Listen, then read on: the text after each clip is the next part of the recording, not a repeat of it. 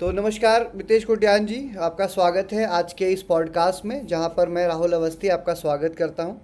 और इस सीरीज़ में हम प्रयास कर रहे हैं कुछ कोचेस, कंसल्टेंट्स और एजुकेशनप्रेन्योर्स के साथ बात करने की। और हम जानना चाह रहे हैं उनकी जर्नी के बारे में, उनके चैलेंजेस के बारे में और उनके विजन के बारे में। तो ओके। सबसे पहले मैं आपका स्वागत करता हूं और मैं आपसे रिक्वेस्ट करता हूं कि आप अपने बारे में हमारे दर्शकों को बताएं कि आप क्या करते हैं और क्या है आपकी लाइफ।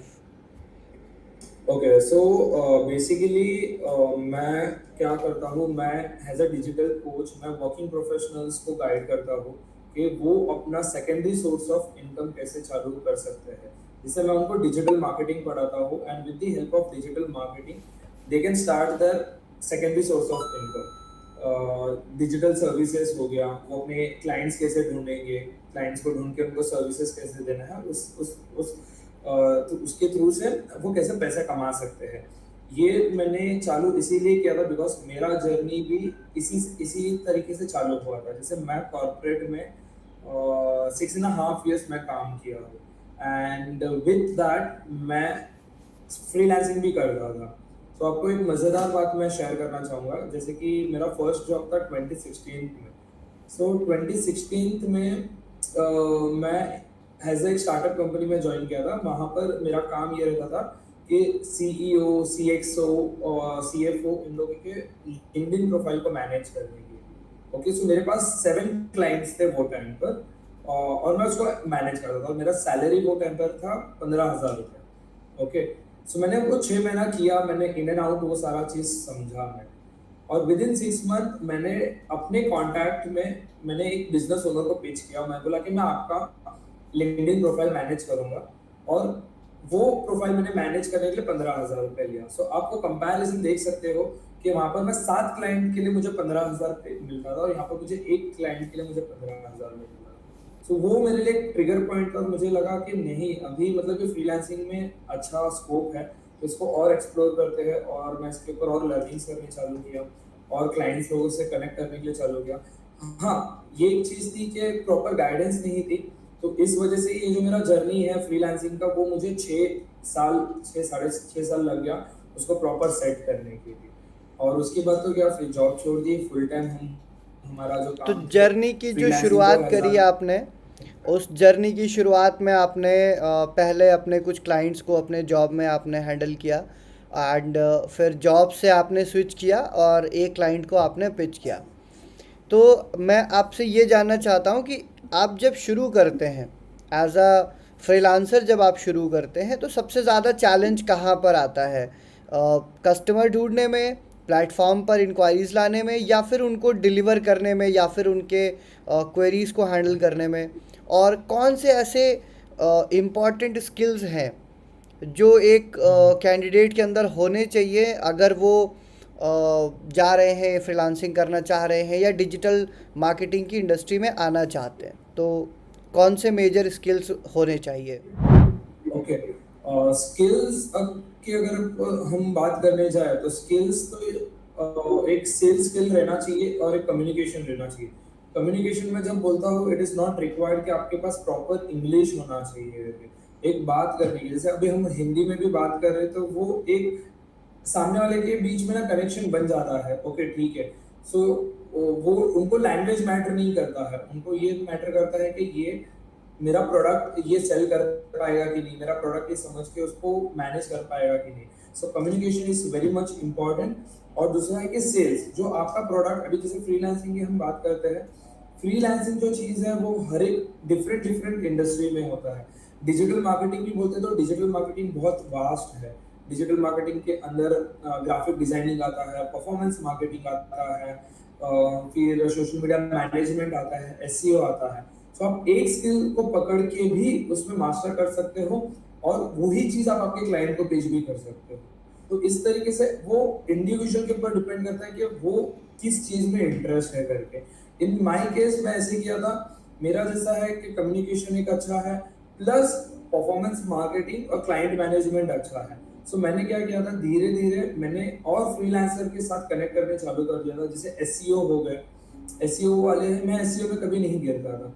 सो एसईओ के मेरे पास दूसरे फ्रीलांसर रहते थे, बट क्लाइंट के सामने मैं एज अ पीओसी रहता था, पॉइंट ऑफ कांटेक्ट रहता था। जो भी काम आता था मैं लेता था और मैं उस फ्रीलांसर से करवा के उनको डिलीवर करता था।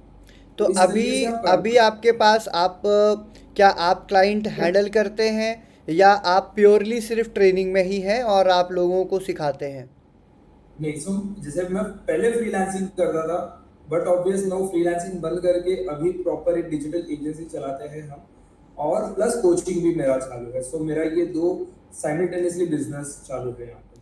अच्छा, मैं ये बता जानना चाह रहा हूँ आपसे कि अगर किसी को डिजिटल एजेंसी शुरू करनी है, इन केस, हम्म। तो डिजिटल एजेंसी शुरू करने में या आपका जो करियर है डिजिटल मार्केटिंग में एज अ फ्रीलांस, ठीक है, यहाँ पर क्या मेजर चैलेंजेस आते हैं? बिकॉज आपने जब शुरू किया तो वो टाइम था 2016, that was the hmm. Initial stage of digital marketing developing in hmm. India, है ना? हम्म। अभी आपके हिसाब से उस समय और इस समय के बीच में क्या मेजर चैलेंजेस आ गए हैं जो अभी लोगों को उनको ध्यान रखना चाहिए? जैसे आपने बताया आपको 6 साल लगे चीज़ों को सेटअप करने में, तो आज क्या चैलेंजेस हैं जिनको नए बच्चे देखते नहीं हैं और उनको ज़्यादा चैलेंज हो आते हैं लाइफ में? मेन ये चीज है ना कि जो भी फ्रीलांसिंग में आ रहा है आज के टाइम पे, लाइक डिजिटल आपने जैसे बोला कि वास्ट हो गया है। डेफिनेटली जितना ये बड़ा मार्केट है उतने सारे लोग भी है इसके अंदर डिलीवर करने के लिए, और अगर आप प्रॉपर एक सिस्टम के साथ करते हो ना तो आपको क्लाइंट्स भी मिलेंगे। द चैलेंजेस और फ्रीलांसर सर्वाइव इसके लिए नहीं कर पाते हैं ना, because of lack of creativity. Okay, हर एक चीज में क्रिएटिविटी चाहिए, be it is performance marketing, SEO, आपका क्लाइंट मैनेजमेंट हो गया, सारा चीज में। और जैसे कि ये इंडस्ट्री बढ़ रहा है, चेंजेस आ रहे हैं, आज के टाइम पे एआई ने भी बहुत मेजर रोल प्ले कर रहा है in the form of digital marketing in every sector. So वो एआई को भी लर्न करना बहुत ही जरूरी हो गया। अगर जो न्यू फ्रीलांसर्स आ रहे हैं वो सोचेंगे कि नहीं मैं सिर्फ ट्रेडिशनल वे में मैं क्लाइंट्स को मैनेज करूंगा, डिलीवर करूंगा, वो नहीं हो पाएगा। So they have to continuous keep on learning और न्यू टेक्नोलॉजी को उनको अडेप्ट करना पड़ेगा। एक और बात है, जैसे इनिशियली अगर मैं बात करूं कि बहुत जो सबसे बड़ा बेनिफिट जो मेरी नज़र में है वो ये है कि डिजिटल मार्केटिंग एक ऐसा बिजनेस है, एक ऐसी इंडस्ट्री है, एक ऐसा डोमेन है जो आपसे इन्वेस्टमेंट नहीं मांगता है, जो आपसे स्किल सेट मांगता है। आप अगर एग्जैक्टली। वर्डप्रेस सीख कर आते हैं, ग्राफिक डिज़ाइनिंग सीख कर आते हैं, आप कंटेंट राइटिंग सीख कर आते हैं, कंटेंट क्रिएशन सीख कर आते हैं, तो आप स्टार्ट कर सकते हैं। आपको right. In in in in this business आपको बहुत ज़्यादा इन्वेस्टमेंट के बारे में नहीं सोचना है। आप बहुत कम इन्वेस्टमेंट में भी शुरू कर सकते हैं, और जीरो इन्वेस्टमेंट है इसके ज़ीरो अंदर। जो इन्वेस्टमेंट में। इन्वेस्टमेंट रहता है सिर्फ आपका जो इंटरनेट का है, वो तो राइट। लर्निंग के लिए। और राइट। लर्निंग भी है, और इतना ओपन हो चुका है कि यूट्यूब एंड मतलब यूट्यूब को देखना सारा चीज आपको मिल जाता है, बट लेकिन वो एक डेडिकेशन चाहिए। देखिए, यूट्यूब में जो इन्फॉर्मेशन है मैं मानता हूँ कि वो एक्चुअली वो ओवर क्राउडेड इन्फॉर्मेशन है। आप ऐसे समझो कि आपको अगर फॉर एग्ज़ाम्पल अगर आपको हाई स्कूल का एग्ज़ाम देना है और आपको आईएएस के एग्ज़ाम की बुक्स दे दी जाए, तो डेफिनेटली वो स्किल तो इम्पॉर्टेंट है, वो जो इन्फॉर्मेशन वो बुक्स में है वो अच्छी है, इम्पॉर्टेंट है, लेकिन वो हाई स्कूल के एग्ज़ाम से बहुत ज़्यादा है। तो यूट्यूब पे कुछ ऐसा ही है, इन्फॉर्मेशन बहुत ज़्यादा है, आपको ये फ़िल्टर करना होता है कि आपको कितनी चाहिए। आपको क्या चाहिए। ठीक है। राइट। और इसके लिए सबसे अच्छा तरीका ये है कि आप किसी कोच, किसी मेंटोर के साथ आप ज्वाइन करें और आप एक स्ट्रक्चर्ड नॉलेज ले लें। जब आप एक स्ट्रक्चर्ड नॉलेज ले लेते हैं, उसको फिर आप कितना भी डीप जाने के लिए यूट्यूब पे जा सकते हैं, विकीपीडिया पे एग्जैक्टली, जा सकते हैं, एग्जैक्टली। कोरा पे जा सकते हैं। लेकिन आपको यूट्यूब ये का एक और यही रहता है कि मतलब लोग डिस्ट्रैक्ट हो जाते हैं यूट्यूब पर। सो जैसे राइट। बहुत सारे एंटरटेनमेंट कंटेंट आ जाते हैं, राइट। एडवर्टाइजमेंट आ जाते हैं। सो इसीलिए वो यूट्यूब एट्टी पर प्रीफर नहीं करते हैं कि उनको 89% ऑफ द मतलब। Recorded courses have never been completed। ये एक डेटा है, रिपोर्ट है। तो 87% कंटेंट जो लोगों ने कोर्स खरीदे that is recorded in form, वो कभी देखा ही नहीं गया। तो ये एक बहुत इम्पॉर्टेंट फैक्टर है कि आप पहले एक स्ट्रक्चर्ड इन्फॉर्मेशन ले लीजिए और उस स्ट्रक्चर्ड इन्फॉर्मेशन को फिर आप और आप इन्हांस कर सकते हैं Facebook and YouTube and other available resources के साथ। राइट, दूसरी जो राइट। सबसे इम्पॉर्टेंट चीज़ मुझे यहाँ पर लगती है कि जैसे मैं देख रहा हूँ थोड़ा थोड़ा इंटरेस्ट शिफ्ट हो रहा है लोगों का। पहले हम ऐड चला रहे थे, अब हम परफॉर्मेंस मार्केटिंग कर रहे हैं, है ना? तो ये थोड़ा सा एक्सप्लेन करिए या मुझे इस पे थोड़ी क्लैरिटी आप दीजिए लोगों को कि परफॉर्मेंस मार्केटिंग और जो एडवर्टाइजिंग है डिजिटल मार्केटिंग में, उसमें क्या बेसिक डिफरेंस है? See it is the terminology difference. जो एड्स रहता है, एड्स तो वो बोलते हैं कि हाँ चलो लोग है, और ये परफॉर्मेंस मार्केटिंग मतलब क्या हो, डेटा ड्रिवन एक्टिविटीज हो जाती है। लोग पहले सिर्फ एड रन कर देते थे और वो एडवर्टाइजमेंट, हम एडवर्टाइज करेंगे, हम एडवर्टाइज करेंगे, वो सारा चीज हो गया। बट ये जब से परफॉर्मेंस मार्केटिंग टर्म आया है, सो ये डेटा ड्रिवन एक्टिविटीज हो जाती है। जैसे हम डेटा पर काम करते हैं, कितने लोगों ने क्लिक्स किया है हमारे एड्स पर, कितने लोग हमारे लैंडिंग पेज पर गए, कितने लोग लैंडिंग पेज में से कन्वर्ट हुए हैं, कितने लोगों ने हमारा प्रोडक्ट परचेज किया है, तो वो सारा डेटा ड्रिवन एक्टिविटीज होती है। उस डेटा के बेसिस पे हमारा आगे का मार्केटिंग स्ट्रेटजीज प्लान होती है कि हम किस तरीके से आगे प्लान आउट कर सकते हैं, हमारा एड्स किसको दिखाना है, किसको नहीं दिखाना है। तो ये पूरा डेटा ड्रिवन एक्टिविटीज हो जाती है। So when we call this as a performance marketing, it's kind of a data driven activity. अगर आज की डेट में कोई स्टूडेंट आपके पास आता है फॉर अ करियर एडवाइस, तो आप उन्हें डिजिटल मार्केटिंग कोर्स करने का एडवाइस करते हैं या आप उन्हें एडवाइस करते हैं कि आप वो कोई एक पर्टिकुलर स्किल सीख लें और फिर वो फ्रीलांसिंग शुरू करें, या फिर आप उन्हें जॉब करने की सलाह देते हैं? क्या आप उनको कैसे गाइड कर रहे हैं? अगर कोई स्टूडेंट आता है मेरे पास, बेसिकली मेरे पास तो मेजरली वर्किंग प्रोफेशनल्स आते हैं। सो अगर कोई स्टूडेंट मेरे पास आता है, तो मैं उनको यही बोलूँगा कि वो रॉ है अभी, उनको पता नहीं है कि उनको क्या करना है। सो आई वुड रिकमेंड देम कि वो एक्सप्लोर करें कि डिजिटल मार्केटिंग में क्या है। प्लस मैं ये भी देखूँगा कि उनका जो प्रीवियस उन्होंने 10 साल, 12 साल, 15 साल एक फॉर्मल एजुकेशन में उन्होंने स्पेंड किया हुआ है, उसमें वो कौन से चीज़ में अच्छे थे। कोई स्टूडेंट होता है वो क्रिएटिव में अच्छे होते हैं, कोई स्टूडेंट होता है वो मैथ्स में अच्छे होते हैं, कोई स्टूडेंट रहते हैं अपने लैंग्वेज वगैरह में अच्छे होते हैं। सो बेस्ड ऑन दैट मैं उनको सजेस्ट करूँगा, आप अगर क्रिएटिव में अच्छे हो तो आप एडिटिंग या क्रिएटिविटी में जा सकते हो। कोई लैंग्वेज में अच्छा है तो उनको कंटेंट राइटिंग के लिए मैं उनको ट्रेन कर सकते हैं। कोई अगर नंबर्स में अच्छे हैं तो उनको परफॉर्मेंस मार्केटिंग में हम उनको इन्वॉल्व कर सकते हैं। कोई टेक्निकल में अच्छा है तो उनको जैसे वेबसाइट बनाना, टेक टेक चीज़ हो गया, उसमें इन्वॉल्व कर सकते हैं। सो बेस्ड ऑन दैट, और जब वो आते हैं तो उनको मैं यही रिकमेंड करूँगा, explore it, learn everything but do one thing, because वो नॉलेज उनके पास रहना चाहिए। So learn everything, do one thing. Okay, ये एक और मेरे पास सवाल है। ये है कि अगर आप आज शुरू करते, आपने 2016 में अपनी जर्नी स्टार्ट की और काफ़ी लोगों की हेल्प करने के बाद आज आप अपने अपने एक बिज़नेस भी सेटअप कर लिया है और आप कोचिंग प्रोग्राम भी चला रहे हैं। लेकिन अगर आप आज स्टार्ट करते, जो लोग आज स्टार्ट करना चाहते हैं, जो अभी इस इंडस्ट्री के बारे में एक्सप्लोर कर रहे हैं, उनके लिए है, तो अगर वो आज शुरू करें तो आपका क्या रोड मैप होगा, क्या स्ट्रैटेजी होगी और क्या स्टेप्स आप लेंगे? So within 3 month they will be able to close their first client, मतलब एक क्लाइंट वो इजीली 3 मंथ के अंदर क्लोज कर सकते हैं। और गोइंग फॉरवर्ड तो वो जितना एफर्ट्स डालेंगे उतना वो क्लाइंट्स लेके आएंगे। एंड डिजिटल मार्केटिंग में स्काई इज द लिमिट।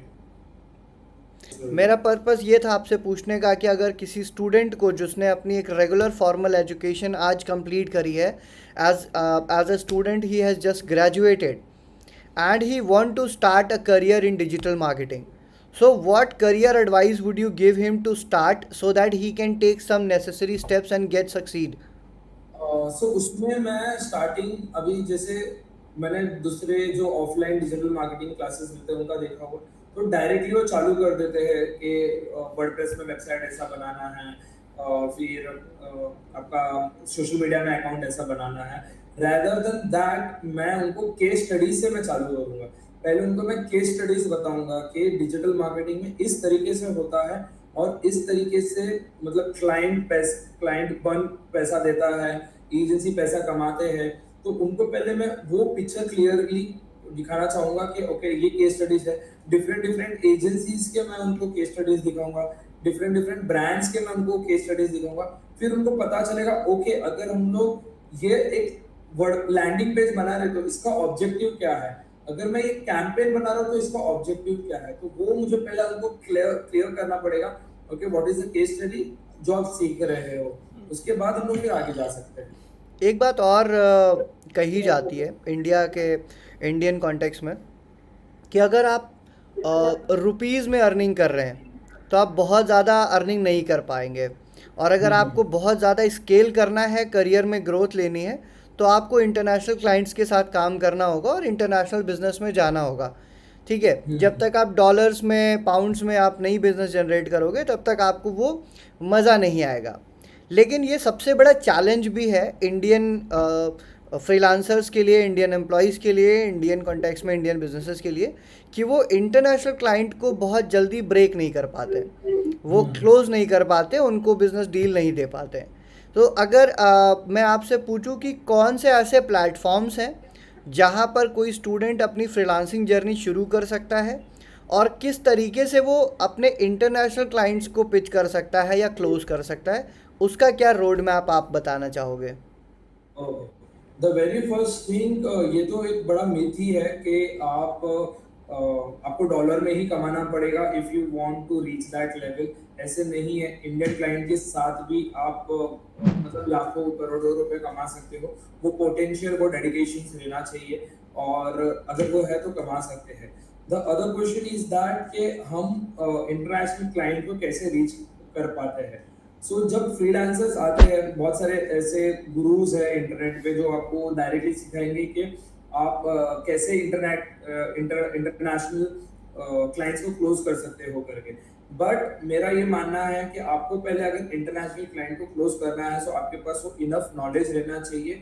वो इनफ नॉलेज आपको कहाँ से मिलेगा? आपके पहले ही कॉन्टैक्ट्स में, या फिर आपके मतलब इंडिया में इसे ही आपको पहले क्लाइंट्स लेके मैनेज करने पड़ेंगे।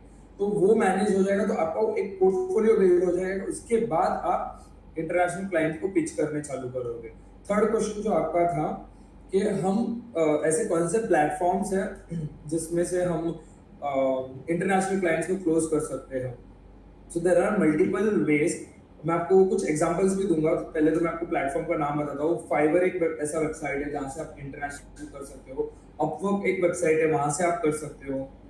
और स्टार्टअप करके एक वेबसाइट है जहाँ पर बहुत सारे स्टार्टअप कंपनीज के रहते हैं, वहां से आप इंटरनेशनल क्लाइंट्स आपको मिल सकता है। दूसरा, मेरी एक फ्रेंड है, सो उन्होंने 4 करोड़ का बिजनेस सिर्फ क्लब हाउस से उन्होंने क्लोज किया है। क्लब हाउस, अगर आपको ये प्लेटफॉर्म पता रहेगा, ऑडियो प्लेटफॉर्म है जहाँ पर क्लब्स बनते हैं और जहाँ पर हम एक दूसरे को इंट्रोड्यूस करते हैं, अपने बारे में बात करते हैं। तो she is a Pinterest master, और वो इंटरनेशनल क्लाइंट्स को वहां से क्लोज करती है जहां पर वो international e commerce business owners को पिच करती है about how to manage the Pinterest and get the business out of that. So बहुत सारे उसमें ऐसे प्लेटफॉर्म्स भी हैं, जैसे आपने नाम सुना होगा एक प्लेटफॉर्म है ई कॉमर्स का, मुझे उसका नाम, इट्सी करके है, इट्सी। Etsy, right, ETSY। तो ये एटसी जो है ये भी एक प्लेटफॉर्म है, ये हैंड क्राफ्टेड प्रोडक्ट्स का है। और यहाँ पर भी मैंने देखा है, मेरे पास मेरी अपनी जो टीम है उसमें से कुछ लोग जो है वो एटसी मार्केटिंग कर रहे हैं, and it is very very good place to start a career with, because yes वहाँ यस। पर सारे अच्छे ब्रांड्स हैं और सारे ओनर्स ही हैं। वहाँ पर कोई आपको एम्प्लॉय नहीं मिलेगा, कोई मैनेजर नहीं मिलेगा। ठीक है, they are all owners handling their own stores. It's like a huge e commerce store. And वहाँ पर आप जब जाते हो तो एटसी स्टोर के जो प्रोडक्ट्स हैं उनका प्राइसिंग भी अच्छा होता है। एंड अगर आप सिंपल उनको एक प्रोडक्ट ऑफर करोगे कि आप, मैं आपका जो एटसी स्टोर है, I will just optimize this to get more visibility, so they are right. okay to give you $200-300 a month just to optimize their store। तो ये भी मैंने अपने स्टूडेंट्स को मैंने भी बताया है कि अगर आप, मल्टीपल, जैसे आप ये भी बोल सकते हो कि लोग कैनवा यूज करते हैं, कैनवा के टेम्पलेट्स बना के लोग सेल कर रहे हैं। सिर्फ कैनवा यूज करके दूसरे एजेंसीज के लिए क्रिएटिव्स बना रहे, so there are multiple ways. एक एक आपने मैं अभी देख रहा था एक ऐड चल रही है बहुत ज़्यादा, ठीक है। अब वो basically he is talking about Google my business profile. तो जो हमारा बिजनेस गूगल पर लिस्टेड होता है, तो how you can optimize this profile and you can be visible to your customers when they search on Google, and you can gain leads from there, and it is absolutely free. Google का जो map profile है वो free है, list करना भी, optimise करना भी। वो जो ट्रेनर है वो ही is one of my friend है। अच्छा, तो अब वही चीज़ है कि there are very small things in digital marketing. अगर आप वो चीज़ मास्टर कर लेते हैं तो there is no limit that you can make money. Exactly. ठीक है, गूगल पे business this is a free platform, free tool है। आप उसको अगर गूगल पे जाके, यूट्यूब पे जाके आप देखोगे तो हफ्ते 10 दिन में you will get all the knowledge कि वो कैसे काम करता है। उसके कुछ टूल्स हैं, जीएमबी राडार है, लोकल फाल्कन है, ऐसे आप 2-3 टूल्स हैं जिनको आप प्रैक्टिस करो, उनको आप देखो कैसे वो ऑप्टिमाइज़ कर रहा है, उसकी रिपोर्ट निकालो। And the best way to start handling international client is कि आप एक ईमेल लिस्ट निकालो। लिंक्डइन से you can extract email accounts, और आप उनको एक ईमेल भेजो that I have done this analysis on your Google my business profile, and इस प्रोफाइल में मुझे ये प्रॉब्लम दिख रही है, या आपके वेबसाइट में मुझे ये एनालाइज करा है, मुझे ये प्रॉब्लम दिख रही है। आपके वेबसाइट में एसएसएल नहीं है, लोड टाइम बहुत ज़्यादा है। मतलब आपको कुछ ना कुछ उनके प्रॉब्लम्स को पॉइंट आउट करना है, आपको उनके कुछ ना कुछ इश्यूज़ को दिखाना है, हाईलाइट करना है, एंड जस्ट पिच कि हाँ I can help you. Simple, that's it. आपको बीमारी बतानी है और बताना है कि मैं इसका इलाज कर यस। सकता हूँ, है ना। That's it, that's so simple. लेकिन वो आपने जो स्टार्टिंग में बताया कि कम्युनिकेशन और कॉन्फिडेंस, वो बहुत इंपॉर्टेंट फैक्टर है। अगर आप इस किसी भी, वैसे तो किसी भी बिजनेस में ये इंपॉर्टेंट है। और freelancing is not just a time pass thing, it's a serious business. तो जो इट्स अ लोग आना सीरीज। चाहते हैं, जो लोग फ्रीलांसिंग करना चाहते हैं, let me tell you very clearly, मैंने भी फ्रीलांसिंग करी है, आपने भी करी है। ठीक है, तो हमें पता है कि 9 to 5 करना आसान है। आप 9 to 5 में, 5 के बाद आप फ्री हो जाते हैं। फ्रीलांसिंग में you are 24/7 in your job. ठीक है, पैसे मिलते हैं, लिबर्टी है, आप अपने टाइम पे काम कर सकते हैं। टाइम भी आना रहता है लेकिन उसमें, आपकी जो टाइम भी। लाइबिलिटी है, जो आंसरेबिलिटी यस। है, वो 24/7 होती है, बिकॉज आप और ही को ये जवाब एक देना है। मिथ है, और ये एक काइंड ऑफ है ना मिथ है कि जो लोग बोलते हैं कि फ्रीलांसिंग करके आप आराम की जिंदगी जी सकते हो। नहीं इट्स कर नॉट लाइक सकते। दैट। इनिशियली आपको बहुत मेहनत करना पड़ता है। एक्चुअली में ये है, जैसे मेरे को याद है। आप आराम की ज़िंदगी जी सकते हो अगर आपने एक एक सेट कर दिया ना। Let's suppose if you are making forty time fifty जाता है उससे। थाउजेंड अगर टाइम आपने जाता है। 40-50 हज़ार रुपए का एक इनकम क्राइटेरिया सेट कर दिया कि मुझे इतना ही काम करना है। फॉर एग्जांपल, अगर कोई वेब डेवलपर है, उसने सेट किया कि मुझे 50,000 रुपये महीने चाहिए, और उसने अपने वेब डेवलपमेंट प्रोजेक्ट की कॉस्ट रखी है 25,000 रुपये। दैट मीन्स कि उसको 2 प्रोजेक्ट चाहिए हर महीने, just to maintain the lifestyle. तो वो आदमी फ्री हो सकता है कि ठीक है मुझे और दो चाहिए। बेसिकली जो वर्किंग प्रोफेशनल्स है, सो उनके लिए मैं स्पेसिफिकली बोलना चाहूँगा, बिकॉज मैं वो जर्नी से आ चुका हूँ। सो वर्किंग प्रोफेशनल्स का क्या होता है कि मंडे टू फ्राइडे उनका जॉब होता है, एंड उस जॉब में मतलब उनका आना जाना, ट्रैवलिंग, बहुत सारा चीज़ होता है, एंड प्लस आपको क्लाइंट मैनेज करना पड़ता है, तो इट इज़ वेरी हेक्टिक। और सैटरडे संडे को भी आपको कॉम्प्रोमाइज करना पड़ता है। बट 2 साल, 3 साल, 1 साल जो आप अगर मेहनत कर रहे हो, वो सैटरडे संडे को आप अगर कॉम्प्रोमाइज कर रहे हो, तो आपका रेस्ट ऑफ द लाइफ है ना वो पीसफुल रहने वाली है। राइट। तो ये मेहनत आपको और हर एक लोगों को करना पड़ता है। फ्रीलांसिंग, अगर आपके वीडियो को देखने के बाद जो लोग मोटिवेट हो रहे हैं, या जो अभी भी मोटिवेटेड हैं फ्रीलांसिंग के बारे में जानना चाहते हैं, तो फ्रीलांसिंग बेसिकली एक प्रोसेस है, एक प्रोसेस है जॉब करने का, जहाँ पर आप किसी की जॉब नहीं कर रहे हैं, आप डायरेक्ट क्लाइंट से अपनी बात करते हैं, क्लाइंट को आप बताते हैं आपका स्किल क्या है, और आप अपने स्किल के अकॉर्डिंग आप क्लाइंट से काम ले लेते हैं। फॉर एग्जांपल, अगर आपको वेबसाइट बनाना आता है तो आप क्लाइंट से कहते हैं कि आप मुझे वेबसाइट बनाने के लिए दीजिए, मैं आपको मार्केट से थोड़े कम पैसे में वेबसाइट बना के दे रहा हूँ। यहाँ पर इनिशियल आप जब स्टार्टिंग करते हैं तो आपको थोड़ा ज़्यादा काम करना पड़ता है, ठीक है। उसके बाद आप अपनी टीम बना सकते हो, मल्टीपल प्रोजेक्ट्स ले सकते हो, एंड इनिशियली आप आगे जा कर के एजेंसी स्टार्ट कर सकते हो। Important right. ये है कि जितना ज़्यादा आप इनिशियल लेवल पे मेहनत करोगे, 40 घंटे, 50 घंटे, 60 घंटे आप हफ्ते में खर्च करोगे, वो आगे जाके आपको हेल्प करने वाले हैं। जस्ट बिकॉज जितना ज़्यादा आप काम करोगे उतना ज़्यादा नॉलेज आपको गेन होगी। वो नॉलेज आगे जाके आपको क्लाइंट क्लोज करने में, टैकल करने में, हैंडल करने में हेल्प करेगी। बिकॉज आगे चल के तो आप अपनी टीम से काम करवा सकते हो, बट जो क्लाइंट है वो आपकी नॉलेज पर ही प्रोजेक्ट देगा। अगर आप उसको सेटिस्फाई नहीं कर पाते हो, आप उसको इन्फॉर्म नहीं कर पाते हो सही तरीके से, तो आपको नहीं वो क्लाइंट मिल पाएंगे। और हाई टिकट क्लाइंट एग्जैक्टली। के लिए तो बहुत ज़रूरी है कि आपका प्रेजेंटेशन बहुत अच्छा होना चाहिए, कम्युनिकेशन बहुत अच्छा होना चाहिए, एंड आपका नेगोशिएशन बहुत अच्छा होना चाहिए। ये भी बहुत बड़ा एंड चैलेंज है। जैसे आपने इंटरनेशनल का भी बोला, तो ये सारा चीज इंटरनेशनल क्लाइंट्स के लिए भी मैटर करता है। सो ये पूरा चीज पे आपको अपस्किल करना पड़ता है, एंड जब आपने अपस्किल कर दिया, so definitely sky is the limit लगा है। सो अच्छा, जो भी एक है। चीज़ मैं वितेश जी यहाँ से अभी और आपसे पूछना चाहूँगा कि अभी ट्रेंडिंग मार्केट में क्या टूल्स एंड टेक्निक्स हैं जो यूज़ कर रहे हैं फॉर लीड जनरेशन। अगर किसी क्लाइंट को सी, आपको लीड देने हैं तो आप उनके लिए कौन से प्लेटफॉर्म या क्या प्रोसेस यूज़ कर रहे हैं जो ट्रेंडिंग है, जिनका रिजल्ट अच्छा आ रहा है। Okay, so it's depend on the client, on client. अभी हर एक क्लाइंट का अलग अलग होता है। कोई क्लाइंट को हम सिर्फ गूगल सजेस्ट करते हैं, गूगल सर्च इंजन सजेस्ट करते हैं। कोई क्लाइंट को सिर्फ हम लोग यूट्यूब सजेस्ट करते हैं, या फिर कोई क्लाइंट को हम कॉम्बिनेशन सजेस्ट करते हैं।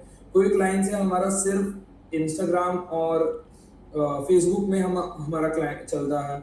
कोई क्लाइंट से सिर्फ उनका लिंक्डइन पे मार्केट है। सो डिपेंड ऑन दैट नीड्स, हम लोगों को देखना पड़ता है कि उनके जो टारगेट ऑडियंस है वो कहाँ पर ज़्यादा है, और उस हिसाब से हम उनको क्लाइंट फिर सजेस्ट करते हैं कि आप ये प्लेटफॉर्म पर करो, और ये प्लेटफॉर्म से फिर हम लोग लीड जनरेट करके देते हैं। एसईओ की मैं बात सुन रहा हूँ काफ़ी टाइम से, तो कई बार ये सुनने में आता है कि आप एसईओ जो है वो ख़त्म हो गया है, एसईओ उतना काम नहीं करता या उतना रिजल्ट नहीं दे रहा है। आप इसके बारे में क्या कहते हैं। ऐसे नहीं है, मतलब एसईओ आज के टाइम पे भी काम होता ही है। आप जैसे कि हमने अभी थोड़ी देर पहले गूगल माई बिजनेस के ऊपर बात किया, right. So Google my business क्या है, उसको अगर हमें ऑप्टिमाइज करना है तो हमें उसके ऊपर एसईओ ही करना पड़ता है। उसका प्रॉपर टैगिंग, उस पे जो रिव्यूज आते हैं उसको प्रॉपर मॉनिटर, उस पर रिप्लाई करना, that is the part of SEO. तो वैसे ही वेबसाइट को भी एसईओ जरूरी है। जैसे कि बड़े बड़े कंपनीज हो गए, फ्लिपकार्ट हो गए, अमेजोन हो गए, तो वो अपने हर एक इंडिविजुअल प्रोडक्ट पर भी एसईओ करते हैं। सो दैट कोई अगर एक प्रोडक्ट सर्च करता है ऑन ऑन द गूगल और एनी सर्च इंजन, सो वहां पर they want their product on top of the list, तो वहां पर एसईओ तो है ही, और एसईओ रहेगा। ओके।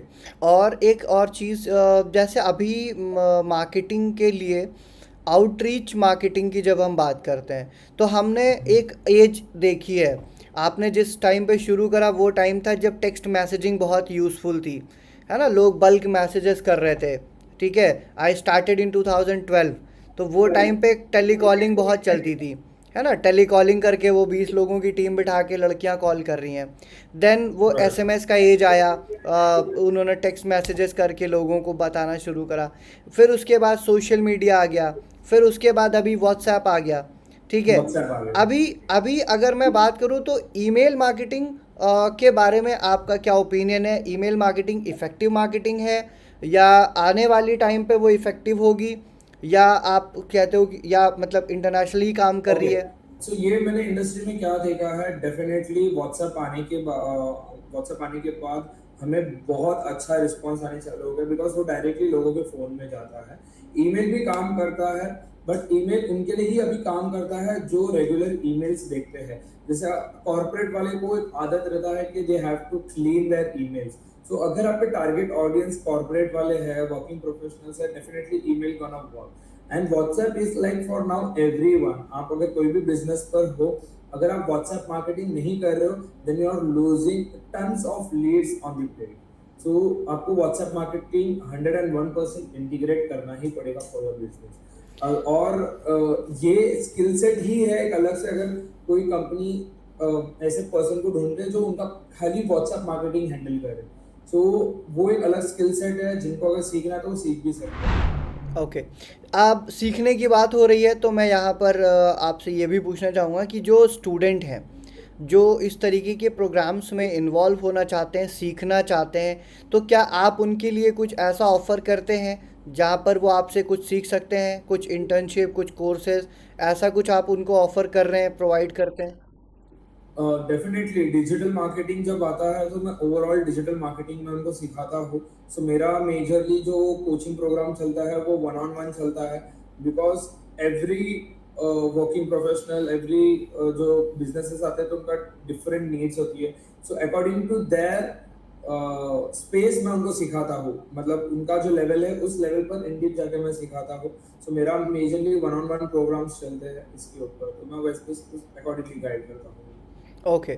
और आप अपने एजेंसी को, अगर किसी को एजेंसी में इंटरेस्ट है या एजेंसी शुरू करना चाहता है, तो आप उनको एजेंसी के लिए या फ्रीलांसिंग के लिए कुछ टूल्स रिकमेंड करना चाहोगे जो उनकी बहुत हेल्प कर सकते हैं, उनके काम को बड़ा आसान कर सकते हैं? सी हम लोग हमारे एजेंसी में जो यूज़ करते हैं वो नोशन है। So notion is one of the top tool जहाँ पर हम लोग सारा हमारा क्लाइंट्स मैनेज करते हैं, हमारा खुद का पर्सनल जो चीज़ रहती है हम लोग मैनेज करते हैं। So this is one of the best tool, जो सारा आपका वर्क हो गया, टास्क हो गए, सारा चीज़ हम लोग मैनेज करते हैं उसके अंदर। और अभी नोशन के अंदर भी एआई इंटीग्रेटेड हुआ है, बहुत सारा चीज़ है उसके अंदर। तो नोशन आप अगर एज अ एजेंसी, आप लोग एजेंसी में हो, so start using the notion. Okay. और फ्रीलांसिंग अगर कोई स्टार्ट करना चाह रहा है तो उनके लिए क्या सजेशंस हैं? सी फ्रीलांसिंग अगर आप स्टार्ट करना चाह रहे हो, सो मैं ये बोलना चाहूँगा कि ये टूल्स और टेक्नोलॉजी के अंदर मत घुसो। स्किल्स को आप अपस्किल करो, बस स्किल सीखो। और एक एक सिंपल वे में आप क्लाइंट को लेके आओ और उनको अच्छे तरीके से डिलीवर करो।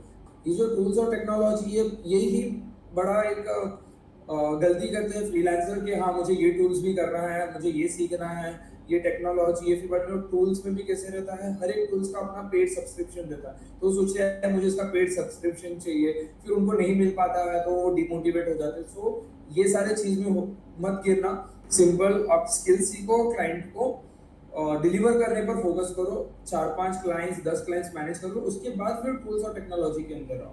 एक सिंपल मैं एक एग्जांपल देना चाहता हूँ यहाँ पर। जैसे कि अगर हम लोग फ्रीलांसिंग में जाते हैं तो हमें क्लाइंट को इनवॉइस भी देना पड़ता है, राइट। सो इनवॉइस विदाउट जीएसटी इनवॉइस वगैरह रहता है, बिकॉज हमारा जीएसटी रजिस्टर नहीं रहती जब हम फ्रीलांसिंग करते हैं। सो लोग सोचते हैं कि मुझे एक इनवॉइसिंग सॉफ्टवेयर चाहिए जहाँ पर मैं प्रॉपर उनको इनवॉइसिंग नहीं, एक सिंपल एक्सेल फॉर्मेट में फॉर्मेट एक्सेल यूज करो, फॉर्मेट डिजाइन करो, आपको इंटरनेट पे फ्री में मिल जाती है फॉर्मेट्स वगैरह, उसको डाउनलोड करो, डिटेल्स डालो। कोई भी उसमें मतलब टूल्स वगैरह में घुसो मत when you are starting a freelancing journey. वैसे अगर एक स्टूडेंट अपनी स्टार्टिंग करना चाहे और डिजिटल एजेंसी फ्रीलांसिंग में आना चाहे, तो आपके हिसाब से 3 महीने के अंदर वो कितना बिजनेस बना सकते हैं, एज अ वेब डेवलपर और या फिर एज अ कंटेंट राइटर? अगर उनके पास जीरो स्किल्स है और वो कंप्लीटली स्किल्स सीख रहे, सो वो somewhere between 10,000 to 50,000 rupees within 3 month उन लोग इजीली जनरेट कर सकते हैं। ओके। एंड आफ्टर 3 मंथ जितना वो अपना इनपुट्स दोगे उतना वो कमा सकते हैं, मतलब उसमें फिर कोई लिमिट नहीं है। बट जब वो 3 मंथ्स के अंदर वो पूरा स्किल्स सीख रहे, वो कॉन्फिडेंस बिल्ड कर रहे, उनको पोर्टफोलियो बनाना है, तो समवेयर बिटवीन 10,000 50,000 1 लाख। पोर्टफोलियो की आपने बात की तो ये एक सबसे बड़ी प्रॉब्लम है। आप जब भी किसी के पास काम लेने जाते हैं या जब भी कोई स्टूडेंट या कोई फ्रीलांसर किसी से काम मांगने जाता है तो वो कहते हैं आप अपना पोर्टफोलियो दिखा दीजिए। इनिशियली किसी के पास पोर्टफोलियो होता नहीं है।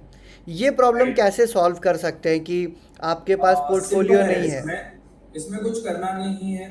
उन्होंने स्किल्स सीख लिए।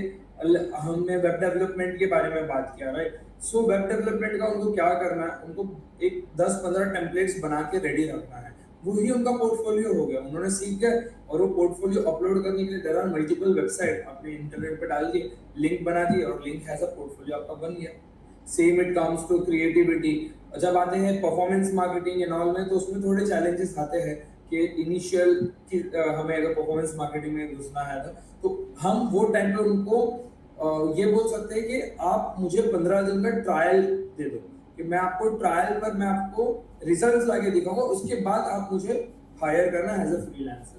तो वो जहाँ पर इस तरीके का चैलेंजेस आता है, वहाँ पर हम इस तरीके से इसको काउंटर करते हैं। राइट।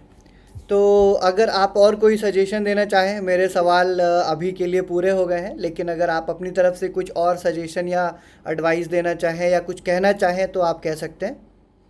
डेफिनेटली मैं अपना ये पॉडकास्ट एक ही सेंटेंस के साथ एंड करना चाहता हूँ कि anyone who is getting into this thing, मतलब ये सुन रहा है कि आपके पास सिंगल सोर्स ऑफ इनकम नहीं रहना चाहिए, there should be a multiple source of income.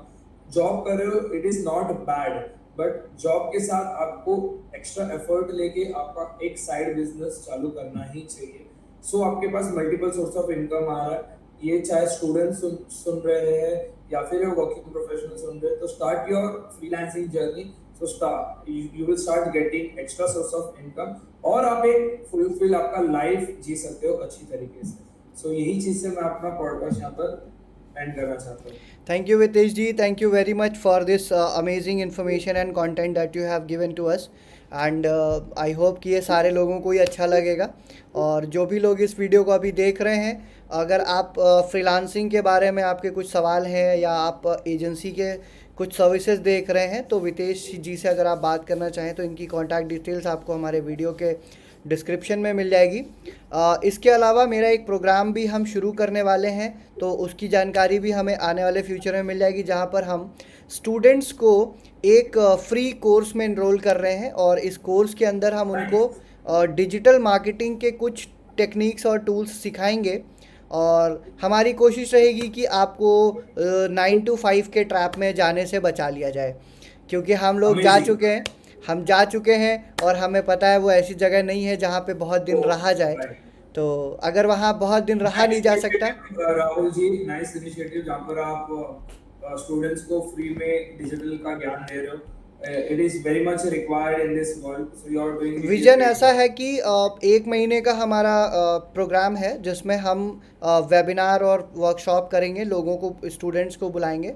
And 1 महीने के प्रोग्राम में हम उनको कुछ बेसिक स्किल्स देंगे, लाइक ईमेल कैसे क्राफ्ट करना है, एआई कैसे यूज़ करना है, चैट जीपीटी, कैनवा, और बेसिक टूल्स को कैसे मैनेज करना है। फिर हम उनको क्लाइंट रिटेंशन के बारे में बताएंगे, क्लाइंट जनरेट कैसे करना है, क्लाइंट को पिच कैसे करना है, उनको इन्फॉर्म कैसे करना है। एंड उसके बाद उसको अमेजिंग। हम अपने प्रोडक्ट्स के बारे में बताएंगे, और फिर वो प्रोडक्ट्स को पिच करना बताएंगे, सो दैट अगर वो चाहें तो they can become a part of this agency, या अपने आसपास की किसी भी एजेंसी को वो ज्वाइन कर सकते हैं as a freelance, as a associate, as a partner. And वो बिजनेस जनरेट करके एजेंसी से अपने लिए 40,000 to 50,000 अर्निंग जमा कर सकते हैं। और अमेजिंग। ये एक फ़ायदा है कि वो जॉब के इंटरव्यू में नहीं जाएंगे, एंटरप्रेन्योर माइंडसेट डेवलप होगा, बिजनेस माइंडसेट वो डेवलप करेंगे, उनका जो थॉट प्रोसेस होगा, उनका जो माइंडसेट होगा, उनका जो परसेप्शन होगा सोसाइटी के लिए, वो डिफरेंट होगा। क्योंकि जब आप जॉब करते हैं तो आप एक डिमांडिंग सिचुएशन में होते हैं, जब आप एग्जैक्टली। बिजनेस करते हैं या आप कुछ एंटरप्रेन्योरशिप करते हैं तो आप एक कमांडिंग सिचुएशन में होते हैं। आप राइट। लोगों को बताते हैं कि मुझे ये चाहिए, आप मांगते नहीं हैं, आप देते हैं। तो इनिशिएटिव कुछ ऐसा ही है। डेफिनेटली यहाँ पर मुझे अगर ज़रूरत पड़ेगी तो मैं आपकी भी हेल्प लूँगा। और भी कोचेस एनी के टाइम। साथ हम अप्रोच कर रहे हैं। आपकी ये जो कम्युनिटी आप बना रहे हो, वहाँ पर कभी स्टूडेंट्स को लाइव सेशंस भी अगर लगे तो मुझे बता देना, बिल्कुल। डेफिनेटली आई विल बी यहाँ पर हाँ, मेरा वो प्लान आपकी। रहेगा कि हम आपको उसमें इंट्रोड्यूस करें और आपके साथ डिस्कशन करें। Thank you for your time and your precious word. And hope हम फ्यूचर में कुछ और भी काम करेंगे या बात करेंगे। 100%। Will stay in connect. Okay, thank you for your time, have a good day, bye bye. Bye.